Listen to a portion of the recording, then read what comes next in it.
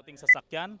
Nakita ko na pong bumaba ang Pangulong Benigno S. Aquino III. Agad na tinungo yung ilan sa mga miyembro ng kanyang, ilan sa mga importanteng tao na kabilang dito sa commemoration activities na ito.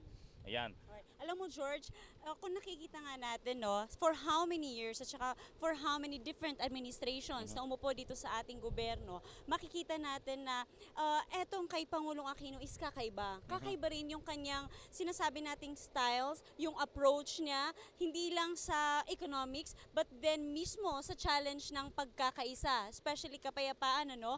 Ito nga mismo, hindi lang yung nire-reach out niya itong ating mga kababayan sa Bangsamoro, nang ginawa niya is, aside from the Bangsamoro Agreement, eto na naman, pinapakita pa rin niya that he is reaching indeed sa ating mga kababayan sa Tausug, na mga Tausug at saka mga Samal, na hanggang ngayon ay binibigyan niya ng malaking importansya itong Jabida Massacre. Dahil ayun nga sa mga histories natin, no, 1968, ako George, hindi pa ako pinanganak noon eh. Lalo no? na ako. Lalo. Yes. Alright, so makikita natin sa ating mga manonood ngayon, especially yung mga kabataan, napupukaw ang kanilang isipan na magsaliksik ng history, especially yung mga kabataan dyan sa amin, sa Mindanao, which is hindi pa masyadong nakakaalam ano ba talaga ang nangyari sa sinasabing Jabida Massacre. Maaari, in this way, mas lalo nilang naiisip na pag-aralan natin, balikan natin, at saka especially sa ating mga kababayan ng mga Filipinos na hindi pa masyado nakakaalam sa ganitong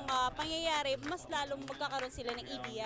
Tama yung binabanggit mo at pagkakapwesto mo dito, Princess, dahil para sa impormasyon ng ating mga viewers kasama ng mga kabataan na hindi pa po ipinapanganak nung nangyari ang Jabida Massacre, kilala rin po ito sa tawag na Corregidor Massacre. Ang Jabida ay ang pangalan ng commando unit na binuo ng mga piling military training officers ng AFP mula sa strictly confidential orders ni dating Pangulong Ferdinand Marcos.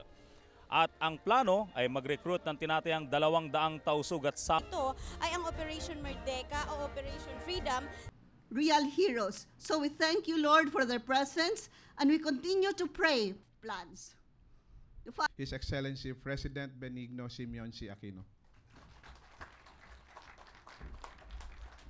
Maraming salamat po, maupo tayo lahat. Governor Mujib Bataman, Secretary sa Voltaire Gasmin, Edwin Lacerda, San Nicoloma, Lo Antonino. Hanggang ngayon, nakasaad sa ating saligang batas, itinatakwil ng Pilipinas ang digmaan bilang kasangkapan. Magandang hapon po sa inyo. na lamang itong issue ng Saba.